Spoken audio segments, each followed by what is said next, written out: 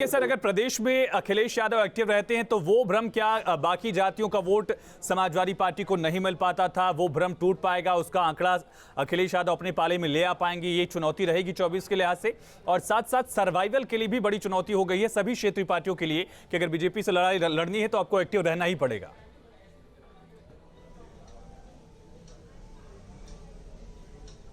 दरअसल ये सवाल आपका देशव्यापी है। देश के हर कोने में इस समय रीजनल पार्टीज को अगर कोई पार्टी खाने जा रही है तो वो बीजेपी है। आप देख लें, शिवसेना ने इसीलिए साथ छोड़ा क्योंकि लग रहा था उसको कि वो हजम कर जाएगी, और यही लगभग सभी क्षेत्रीय पार्टियों की यही स्थिति है कि उनको डर है क्योंकि बीजेपी ऑल इनकम्पासिंग एक पॉलिसी बनाती है और उसका जो डिलीवरी मैकेनिज्म है सरकार के रूप में वो सब भी काफी कारगर रहा है। तो इस समय अखिलेश के लिए एक अच्छा चैलेंज है, लेकिन पोटेंशियल बहुत अच्छा है, यंग है, अभी इनोवेटिव आइडियाज हैं। तो अगर वो समाज में एक्चुअल एक विकल्प के रूप में अपने को प्रस्तुत करे तो पोटेंशियल है, क्योंकि मैं साफ देख रहा हूं कि यूपी की पॉलिटिक्स बाईपोलर की तरफ धीरे धीरे बढ़ रही है, और बाईपोलर में अखिलेश एक अच्छी वो दे सकते हैं, विकल्प दे सकते हैं, बशर्ते कि वो जाति वाले लीडर से उभरे, जो कि एक जमाने में एक ब्रांड हो गए थे क्योंकि तब हिंदू कंसोलिडेशन नहीं था, लेकिन अब हिंदू कंसोलिडेशन बीजेपी ने कर रखा है और जानते हैं उसके तमाम फैक्टर्स हैं। उसके साथ विकास का जो एक छौंका लगाया है, जो डिलीवरी दे रही है, वो उसको सीमेंट कर रहा है उस हिंदुत्व को। तो इसलिए काउंटर करने के लिए आपको पब्लिक इश्यूज को बड़े पैमाने पर लाना पड़ेगा। अखिलेश अगर फुल टाइम पूरी जुझारू तरीके से, जो कि राजीव गांधी राहुल गांधी नहीं कर पा रहे हैं, तो वजह ये जिसकी वजह से आज कांग्रेस 2.5% पर सिमट गई है। आप सोचिए, देश की सबसे पुरानी पार्टी और 2.5% पर सिमट जाए, इसका मतलब है कि लोग रिजेक्ट कर रहे हैं, बीएसपी को रिजेक्ट कर रहे हैं, इसको भी कर रहे हैं, अन्य पार्टीज को भी कर रहे हैं। तो अखिलेश के लिए पोटेंशियल है, लेकिन क्या वो जातिवादी राजनीति, क्या वो सेक्युलर जो अपने तथाकथित जो अपीजमेंट की पॉलिसी है उससे बच पाएंगे? और उससे अगर बचेंगे तो क्या ये लोग इनको नहीं छोड़ेंगे, दूसरी तरफ नहीं जाएंगे? तो ये एक between devil and the deep sea, एक कुआं और खाई के बीच में है समझौता। लेकिन मुझे लगता है कि अगर संयत पॉलिटिकल पार्टी के रूप में अगर अपना व्यवहार करेंगे तो वो बीजेपी के विकल्प के लिए तैयार अगले कुछ वर्षों में हो सकते हैं। आनंद दुबे जी, यही सवाल कि आखिर अगर बाइपोलर इलेक्शन इसी तरह से होते रहे तो क्या समाजवादी पार्टी विकल्प बन जाएगी? और खास करके 24 में जब बीजेपी के लिए स्टेक दांव पर होगा, 60 से ज्यादा सीटें 19 में, 70 से ज्यादा सीटें 14 में आप लोग जीत कर आए थे, तो 24 के लिहाज से कितनी अहम लड़ाई हो जाती है? देखिए, जब समाजवादी पार्टी सत्ता में रही, समाजवादी पार्टी ने जनता को सिर्फ और सिर्फ दुख दिया है, तकलीफ दिया है, जनता को जख्म दिए, जिसको जनता अब तक नहीं भूल पाई है। और समाजवादी पार्टी कभी भी जाति और जमात की राजनीति से ऊपर उठकर उत्तर प्रदेश के विकास की राजनीति नहीं कर सकती है। इसलिए जनता बार बार इन्हें नकार रही है।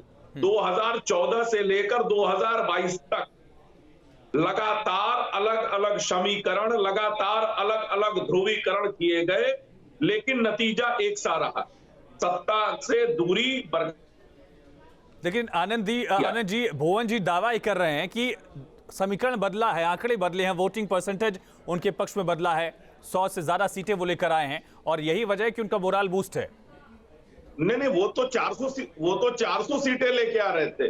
भुवन जी से पूछिए कि अखिलेश यादव ने कहा था कि 400 सीटें जीतेंगे और 3 सीटें सिर्फ बाकी लोग जीतेंगे। विधानसभा लोकसभा का पैटर्न अलग होता है वोटर्स का, लेकिन अगर इसी को कन्वर्ट करें जैसा कि आप लोग कन्वर्ट करते रहे, तो देखिए इस बार समाजवादी पार्टी को सीटों में गेन हो सकता है 24 में। देखिए, मैं इतना कह सकता हूं कि 2024 में प्रचंड बहुमत के साथ और पिछली जो हमारी सीट रही है उससे ज्यादा से हम सरकार बनाएंगे, और उत्तर प्रदेश में समाजवादी पार्टी का चिराग जलाने वाला कोई नहीं बचेगा। ठीक है, अविनाश ग्राउंड पर आप, भुवन जी कुछ कहना चाह रहे हैं, फिर अविनाश आपके पास आते हैं जल्दी से। भुवन जी कहिए। मैं कहना चाहता हूँ, भारतीय जनता पार्टी के प्रवक्ता साथी को इतना जरूर कहना चाहता हूँ, यही वो पार्टी है जो भारतीय जनता पार्टी जो 2 सीटों से लेकर आज यहाँ तक पहुंची है। ये देश की जनता का धन्यवाद करना चाहिए, और अहंकार का जरूर अंत होता है। इस बार थोड़ा सा हुआ है और अगली बार और ज्यादा हो जाएगा, ये बात मैं इनको विश्वास करके कहना चाहता हूँ। अविनाश आपके पास आएंगे। 2024 से पहले फिर प्रदेश में निकाय के चुनाव होंगे। राज्यसभा का चुनाव जुलाई महीने में 11 सीटों पर है और फिर 24 का सबसे बड़ा यहाँ पर चुनावी समर देखा जाएगा। उस लिहाज से प्रदेश की पॉलिटिक्स में अखिलेश यादव के सामने चुनौतियाँ क्या हैं? एक तरफ शिवपाल यादव का साथ उनको मिला, लेकिन उस तरह से क्या उनका डेडिकेशन हो पाया? ओपी राजभर जैसे जो छोटे दलों को साथ लेकर आ पाए थे, उनको लेकर अब फिर से सवाल उठने लगे हैं। चुनौतियां ग्राउंड पर क्या दिख रही हैं, अविनाश? देखिए, कई चीज़ें हैं इसमें। सबसे बड़ी चुनौती तो अखिलेश यादव के सामने ये है कि जो एक छवि है समाजवादी पार्टी की, उस छवि को कैसे तोड़ते हैं। अभी हाल ही में आपने देखा कि एमएलसी का चूंकि चुनाव होना है 9 अप्रैल को, 20 उम्मीदवारों की सूची जारी की गई समाजवादी पार्टी की तरफ से। उसमें जो 15 उम्मीदवार थे वो एक ही जाति के थे। तो ये एक बड़ी समस्या है समाजवादी पार्टी की कि इस छवि को वो कैसे तोड़े। तो एक चुनौती ये हो गई। दूसरी सबसे बड़ी चुनौती अखिलेश यादव की ये होगी कि देखिए, इस चुनाव में हम सबने देखा और ग्राउंड पर देखा कि जितना यादव और मुसलमान एकजुट हुआ इस पूरे इलेक्शन के दौरान, शायद इतना एकजुट कभी नहीं हुआ होगा। तकरीबन 90% के आसपास अगर हम बात करें तो दोनों जो वर्गों का जो वोट है एकमुश्त गया समाजवादी पार्टी के साथ। तो इस जो ये इक्वेशन है, हालांकि माफी के साथ कि जब यादव और मुस्लिम वोट बैंक एकजुट होकर समाजवादी पार्टी के पास गया तो बाकी जातियों का और बाकी धर्मों का वोट भी इसी तरह से पोलराइज हुआ कि नहीं हुआ, वो बीजेपी के पक्ष में? अविनाश,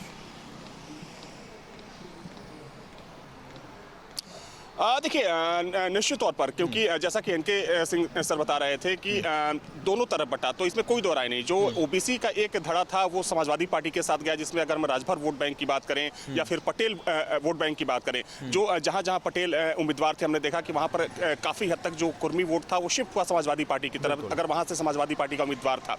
तो इस ट्रेंड को आगे ले जा पाते हैं अखिलेश यादव। एक बड़ा, देखिए, सबसे बड़ी बात यह है कि 2024 में जब जनता वोट करेगी तो प्रधानमंत्री चुनने के लिए वोट करेगी। एक तरफ नरेंद्र मोदी होंगे तो विकल्प के तौर पर वहां पर जनता के सामने अखिलेश यादव नहीं होंगे। या तो प्रियंका गांधी होंगी, राहुल गांधी होंगे या फिर सोनिया गांधी होंगी। तो उस समय का जो चुनाव होगा वो दूसरे ट्रेंड पर होगा। और देखिए, इस चुनाव के बाद हम लोगों ने महसूस किया, और खास तौर पर जब हम मुस्लिम समाज से बात करते हैं तो लगता है कि कहीं ना कहीं अब जो मुस्लिम समाज है वो भी डाइवर्ट होगा 2024 के चुनाव में। हो सकता है कि वो ऑप्शन के तौर पर समाजवादी पार्टी को छोड़ किसी दूसरी पार्टी का रुख करे, हो सकता है कि कांग्रेस की तरफ जाना पसंद करे।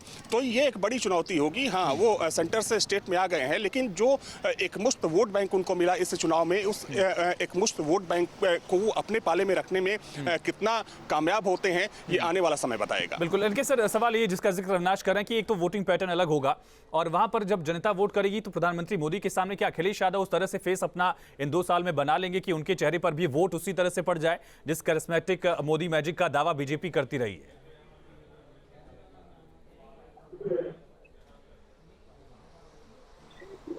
बिल्कुल सही कह रहे हैं। आपने देखा होगा, दिल्ली चुनाव में देखा होगा कि विधानसभा में वो आपको जिताती है और प्रचंड बहुमत से जिताती है। उतनी ही प्रचंड बहुमत से बीजेपी के सातों सीट दिल्ली में मिल जाते हैं। तो जनता ने अब ये सीख लिया है कि केंद्र में हमें किस पार्टी को वोट देना है और ठीक उसके उलट वो राज्य में दूसरी पार्टी को वोट देती है। लिहाजा नरेंद्र मोदी के बरक्स कोई भी एक पैरेलल लीडर उनके दूर दूर तक नहीं है। लिहाजा वो इक्वेशन बिल्कुल अलग होंगे। और आज जो आप परफॉर्मेंस देख रहे हैं बीजेपी का, उससे वो कहीं काफी ज्यादा होगा, क्योंकि जो डिलीवरी मिल रही है उससे जनता पूरी तरह से प्रभावित है और वो नरेंद्र मोदी को अभी भी अपना लीडर मान रही है। ठीक है। आनंद दुबे जी, क्या प्रधानमंत्री मोदी के सामने अखिलेश यादव की छवि वो बन पाएगी? आप किस तरह से देख रहे हैं? देखिए, जिनको उत्तर प्रदेश की जनता विधानसभा के लायक नहीं समझ रही है, वो देश की सबसे बड़ी पंचायत में उनको कहां से भेज देगी और वो कहां से मौका दे देगी। मैं एक बार फिर से कहना चाहता हूं कि प्रधानमंत्री मोदी जी की जो लोकप्रियता है भारत में, और भारत ही नहीं पूरी दुनिया में जिस तरह की लोकप्रियता है, तो इसमें कहीं कोई शक नहीं है कि कोई भी दूसरा चेहरा प्रधानमंत्री मोदी के समकक्ष नहीं खड़ा होता है। मुझे नहीं दिख रहा है। ठीक है भुवन जी, सवाल यही कि जब प्रधानमंत्री मोदी का एक तरफ चेहरा होगा, एक तरफ लोग प्रधानमंत्री चुनने के लिए वोट करते हैं, तो फिर अखिलेश यादव वहां कहां खड़े होंगे? और साथ साथ जो अहम सवाल है कि यादव और मुस्लिम वोटर्स से आगे बढ़ पाएगी क्या समाजवादी पार्टी? जो थोड़ा बहुत राजभर और पटेल वोट मिला है, साथ साथ कुछ और बल्लाह वोटर्स भी आए हैं, उस तरह से जाति गुलदस्ता आप लोग बना पाएंगे क्या?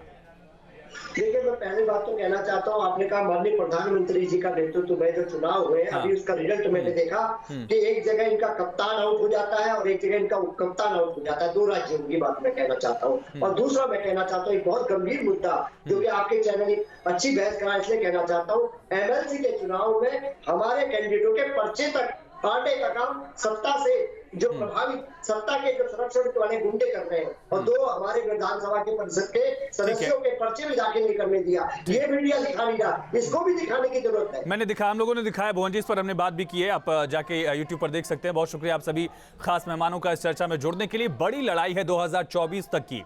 एक तरफ प्रधानमंत्री नरेंद्र मोदी का चेहरा होगा, बीजेपी के अलग अलग इलाकों में अलग अलग लीडर्स हैं, और अखिलेश यादव उत्तर प्रदेश में अपनी पैर जमाने की कोशिश इस वजह से कर रहे हैं कि उत्तर प्रदेश की राजनीति में 2024 तक कई छोटे छोटे हर्डल्स उनके सामने हैं। राज्यसभा का चुनाव होगा, निकाय का चुनाव होगा, और सबसे बड़ा लड़ाई जो है वो लोकसभा चुनाव की है। कितनी ताकत झोंक पाएंगे, कितनी चुनौती बीजेपी को दे पाएंगे, सबसे अहम सवाल ये हो जाता है। खबरें लगातार जारी हैं, बने रहिए न्यूज़ स्टेट के साथ।